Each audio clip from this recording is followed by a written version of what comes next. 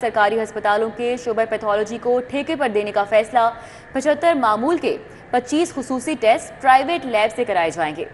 Mayo general services, Jinnah children, sir Gangaram अस्पताल के शोबे प्राइवेट होंगे और PIC, शादरा अस्पताल, लेडी वेलिंगटन, लेडी एचिसन अस्पताल को शामिल किया गया है। नवाज शरीफ अस्पताल, यकी गेट, मियां मुंशी, कोट ख्वाजा सईद और सैयद मिठा अस्पताल भी शामिल हैं। हुकूमत पैथोलॉजी का शोबा आउटसोर्स करने पर 2 अरब रुपए खर्च करेगी। हमारे साथ senior health reporter Zahid Chaudhary मौजूद हैं। जाहिद चौधरी, आगाह कीजिएगा, कौन कौन से हॉस्पिटल्स हैं जिनको आउटसोर्स किया जा रहा है? जी, ये महकमा स्पेशलाइज्ड हेल्थ केयर जो है वो अस्पतालों को, टीचिंग अस्पतालों को चलाने में बुरी तरह जो है वो नाकामी की पहुंच जो है वो अब हुकूमत पंजाब ने सरकारी टीचिंग अस्पतालों की शहर में जो प्राइवेट जो पैथोलॉजी लैब्स हैं उनको जो है वो ठेके पर देने का फैसला किया गया है। और शहर के जितने भी अस्पताल हैं जिसमें न सिर्फ मेयो अस्पताल, general services, Jinnah children, Gangaram, PIC, Shahdara, lady Wellington, lady Aitchison, Nawaz Sharif अस्पताल, यकी गेट, मियां मुंशी अस्पताल, कोट ख्वाजा सईद, सैयद मिठा अस्पताल, ये तमाम अस्पताल जो हैं इनकी जो पैथोलॉजी लैब है उसको आउटसोर्स किया जा रहा है। और इसके लिए 4 जो प्राइवेट लैब्स हैं उनको प्री क्वालिफाई किया गया है, जिसमें जो है वो अल शफा अस्पताल, इसके अलावा इस्लामाबाद डायग्नोस्टिक सेंटर और नॉर्थ शोर मेडिकल लैब और पूरा फार्मा जो है वो इसमें शामिल हैं। और ये जो आउटसोर्सिंग का अमल है, इसके जरिए ये जो प्राइवेट लैब होंगी वो इन सरकारी टीचिंग अस्पतालों में 75 मामूल के और 25 जो हैं वो स्पेशल जो टेस्ट होंगे उनकी सहूलत जो है वो फराहम करेंगी। 2 अरब रुपए जो है वो इस मकसद के लिए वो खर्च किए जाएंगे और प्राइवेट अस्पतालों की जो लैब्स हैं उनको जो है वो फाल करने में महकमा स्पेशलाइज्ड हेल्थ ने हाथ खड़े कर दिए। अच्छा जाहिद चौधरी, ये भी बताइएगा कि जो सरकारी अस्पतालों के शोबे पैथोलॉजी को जब ठेके पर दिया जाएगा तो इससे ओवरऑल मरीजों पर क्या असर होगा? जी बिल्कुल, ये जो ठेकेदारी का अमल जो है वो बड़ी तेजी के साथ सराहियत कर रहा है और महकमा स्पेशलाइज्ड हेल्थ केयर के जितने भी अस्पताल हैं उनमें ऑलमोस्ट उनके बेशतर फंक्शंस हैं वो उनको ठेके पर दिया जा रहा है। तो इस ठेकेदारी निज़ाम की वजह से टीचिंग अस्पतालों में 2 तरह की मुश्किलात का सामना है। एक तो अस्पतालों का जो अपना निज़ाम था उसके तहत जो कम लागत से जो है वो जो सहूलतें फराहम की जा रही थी उसके ऊपर जो है वो कौमी खजाने से डबल से ज़्यादा रकम खर्च होगी। इसके अलावा जो है वो जिस तरह हमने देखा कि सफाई का अमल जो है वो अस्पतालों में आज भी सफाई नहीं है, लेकिन ठेकेदारी निज़ाम के जरिए जो है वो हर माह हर अस्पताल करोड़ों रुपए सफाई के ठेकेदारों को अदा कर रहा है, जबकि किसी भी अस्पताल में जो है वो सफाई की सूरत हाल एवरेज स्टैंडर्ड के मुताबिक भी नहीं है। इसी तरह जो लैब्स हैं उनको आउटसोर्स करने से यही महंगे टेस्ट जो हैं वो प्राइवेट लैब से करवाए जाएंगे, उनको अदायगियाँ की जाएंगी और 2 अरब रुपए इस बात पर खर्च कर दिए जाएंगे। लेकिन अस्पतालों का अपना निज़ाम ठीक करने में महकमा स्पेशलाइज्ड हेल्थ जो है वो नाकाम रहा है। दूसरी जानिब इससे जो आउटसोर्सिंग का अमल है, ये जो ठेकेदारी का निज़ाम है, इससे जो ट्रेनिंग का अमल है, पोस्ट ग्रेजुएशन ट्रेनिंग जो कि पैथोलॉजी में जो है वो स्पेशलाइज्ड डॉक्टर्स तैयार करने का अमल है, जो कि एक बुनियादी जो है वो मकसद है हर टीचिंग अस्पताल के क़याम का कि वहाँ पे जो है वो पोस्ट ग्रेजुएशन की ट्रेनिंग हो सकेगी, वो अमल भी इससे जो है वो बुरी तरह से मुतासर होगा। और आइंदा के लिए जो है वो फ्यूचर में हमें जो पोस्ट ग्रेजुएट डॉक्टर्स हैं इन ठेकों पर दिए गए शोबों में उनको तैयार करने में भी मुश्किलात जो है वो दरपेश होंगी। जी ठीक है, बहुत हमारे साथ जाहिद चौधरी थे और तफसीलन अपडेट कर रहे थे। आपको बताएं, लेस्को में सोलर सिस्टम पर मुंतकिल होने वाले हजारों कनेक्शंस की बिलिंग ना होने का इंकशाफ हुआ है। बिलिंग ना होने की वजह से सारिफीन सस्ती बिजली बनाकर बिलों में कमी नहीं ला सके। बिलिंग ना होने से सारिफीन लेस्को को बिजली फरोख्त करने में भी नाकाम ठहरे।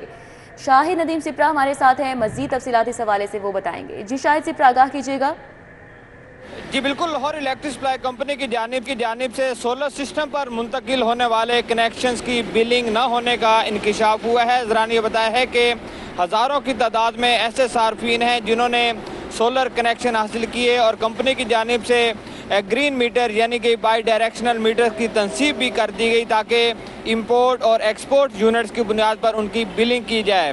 तहम सब डिवीजन और रेवेन्यू दफातर की जानिब से जो MCOs हैं वो फीड नहीं किए गए और MCOs फीड ना होने की वजह से हज़ारों की तादाद में ऐसे सार्फिन हैं जो कि ना सिर्फ खुद सस्ती बिजली इस्तेमाल कर रहे थे, उनको ये नहीं मालूम हो सका कि कितनी बिजली की पैदावार की गई है, और वो जो इजाफी यूनिट्स कंपनी को फ़रोख्त किए जाने हैं वो भी अभी तक इस बारे में सार्फिन को नहीं पता चल सका। क्योंकि जब बिलिंग होगी तो ऐसे में ये बात सामने आ सकेगी कि कितने यूनिट सार्फिन की जाने से इंपोर्ट किए जा रहे हैं और कितने एक्सपोर्ट करके बिलों में क्रेडिट लिया जा रहा है। ज़रा ने मज़ीद ये बताया है कि बाद ऐसी सब डिवीजन्स हैं जहाँ से डाटा डिवीजन्स और रेवेन्यू दफातर में नहीं भिजवाया गया, और जब तक आरओ दफातर में ये डाटा नहीं पहुँचेगा तब तक MCOs की फीडिंग नहीं होगी, और MCOs फीड ना होने की सूरत में सार्फिन को इसी तरह बिलिंग की जाएगी। चंद माह कबल लेस्को की जानिब से इस सिस्टम में और जो कड़ी शराइत थी उनको ख़त्म भी किया गया था और तमाम अख्तियारात SDOs के सुपुर्द किए गए थे, लेकिन उसके बावजूद हज़ारों की तादाद में ऐसे सार्फिन हैं जिनके पर बिलिंग नहीं हो सकी और सार्फिन दफातर के चक्कर लगाने पर मजबूर हो रहे हैं। बहुत शुक्रिया शाहिद सिप्रा हमारे साथ आगाह कर रहे थे। विद होल्डिंग टैक्स के खिलाफ उर्दू बाजार के ताजरों की हड़ताल, ताजरों की अक्सरियत ने आज दुकानें बंद कर रखी हैं। सदर ऑल पाकिस्तान अंजुमन ताजरान खालिद परवेज़ ने एहतजाजी कैंप लगा दिया है और स्टेशनरी आइटम्स पर 14% GST लगाया गया है, जिसके खिलाफ ये एहतजाज किया जा रहा है। तो विद होल्डिंग टैक्स के खिलाफ उर्दू बाजार के ताजर आज हड़ताल कर रहे हैं और ताजरों की अक्सरियत ने आज दुकानें बंद कर रखी हैं। सदर ऑल पाकिस्तान अंजुमन ताजरान खालिद परवेज़ ने एहतजाजी कैंप लगा दिया इस हवाले से, और स्टेशनरी आइटम्स पर जो 14% GST टैक्स लगा है उसके खिलाफ हड़ताल की जा रही है। हमारे साथ हमारे नुमाइंदा शहजाद खान अब्दाली मौजूद हैं, मजीद उनसे जानेंगे। शहजाद आगाह कीजिए, क्या मौक़िफ़ है ताजरों का? बिल्कुल, वफाकी हुकूमत की जानब से स्टेशनरी पर तकरीबन 14% टैक्स का नफाज किया गया था और इसके खिलाफ ताजर बरादरी की जानब से मुतअद्दिद मरतबा प्रेस कॉन्फ्रेंस भी की गई, लेकिन वफाकी हुकूमत इस पर टस से मस नहीं हुई, जिस पर उर्दू बाज़ार के ताजरान की जानब से सदर आल पाकिस्तान अंजुमन ताजरान खालिद परवेज़ की क़यादत में एहतजाज की कॉल दी गई, जबकि उर्दू बाज़ार के सदर अबूज़र गफ़ारी गौर इस हड़ताल के हक़ में नहीं थे। इसलिए उर्दू बाज़ार के अंदर जुज़वी तौर पर कुछ दुकानें खुली हैं और तकरीबन 60% के करीब जो है वो दुकानें बंद हैं, जबकि 40% के आसपास जो दुकानें हैं वो खुली हैं। इस वक्त उर्दू बाज़ार में सदर आल पाकिस्तान अंजुमन ताजरान खालिद परवेज़ की जानब से एहतजाजी कैंप लगाया गया है और इस एहतजाजी कैंप में आप देख रहे हैं ताजरान की बड़ी तादाद इस वक्त शरीक है और वफाकी हुकूमत के खिलाफ नारेबाजी कर रही है। ताजरान का ये कहना है कि कलम दवात पर टैक्स पहली दफ़ा देखा गया है कि किसी भी मुल्क में वफाकी हुकूमत की जानब से पहली मरतबा विद होल्डिंग टैक्स का नफाज किया गया हो। ताजरान इस हवाले से कहते हैं कि पंजाब के अंदर तकरीबन 2.5 करोड़ बच्चे ऐसे हैं जो स्कूलों से बाहर हैं, इसलिए अगर हुकूमत वफाकी हुकूमत जो है वो विद होल्डिंग टैक्स मज़ीद लगाती है तो इन हालात में मामला मज़ीद ख़राब हो जाएंगे। खालिद परवेज़ साहब हमारे साथ मौजूद हैं, उनसे बात करते हैं। खालिद साहब, क्या मुतालबात हैं हड़ताल की आज? देखिए, हमारे मुतालबात हैं कि जो इस वक्त टैक्स लगाया है, जिसको आप स्टेशनरी पर टैक्स लगाया है, पेंसिल रबड़ शॉर्पनर पर टैक्स लगाया है, उसको वापस लिया जाए। उसको अगर वापस नहीं लेते तो इसके पीछे तो बहुत सारी चीज़ें हैं। इसमें फिक्स टैक्स भी नाफिज कर दिया, कितने टैक्स लोग देंगे, एक टैक्सों की भरमार कर दी है। अब ऊपर से फिक्स टैक्स, ये सेल टैक्स लगा दिया, ये किसी की कीमत में काबिल कबूल नहीं है। सब आज जो हड़ताल की है, आइंदा का लाएमल क्या होगा?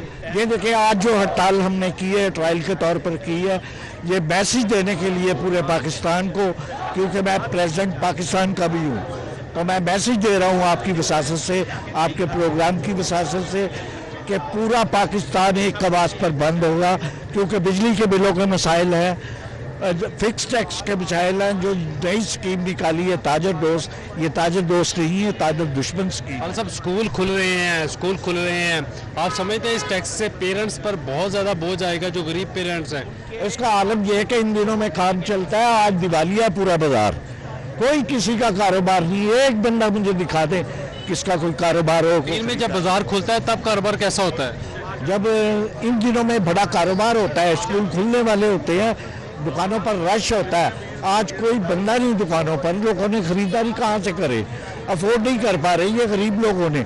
सरमायादार को तो कोई फर्क नहीं पड़ता, गरीब लोगों को इसका फर्क पड़ रहा है। जी, आपने खालिद परवेज़ साहब की गुफ्तगू सुनी, वो ये कहते हैं कि जो रिसोर्सेज वाले लोग हैं उनको तो फ़र्क नहीं पड़ेगा, लेकिन अक्सरियत मुल्क में मिडिल क्लास या रूरल मिडिल क्लास है, उन पेरेंट्स के साथ ये टैक्स जो है वो ज़्यादती है। शहजाद, बहुत शुक्रिया, आपने हमें अपडेट किया।